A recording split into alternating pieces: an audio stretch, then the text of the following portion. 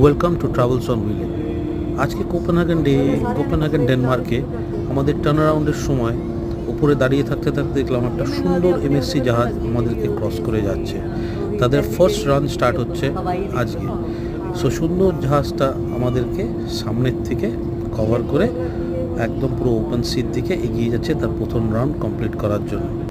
জাহাজটাকে দেখতেও যেরকম সুন্দর, খুবই ভালো লাগলো। আর তার সাথে ডেনমার্কের ওপেন পোর্টের এই একটা ছোট্ট ভিউ,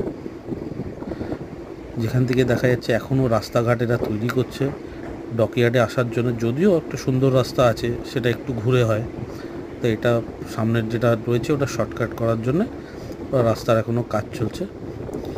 কাজ চলে করে যাবে। আর কিছুটা দূরে হচ্ছে ওই যে মেন সিটি, সমুদ্রের আরেকটা কোণার দিয়ে পার করে গেলেই ওটা হচ্ছে কোপেনহেগেন সিটি, যেটা ডকইয়ার্ডের ওই পারে পড়ছে।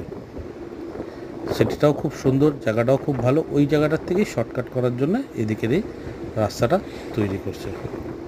আবার কিছু ভিডিও নিয়ে আসবো আপলোড করার পরে কোপেনহেগেন টার্মিনাল পোর্টের আর কোপেনহেগেন সিটির। ততক্ষণের জন্য এটাই রইল।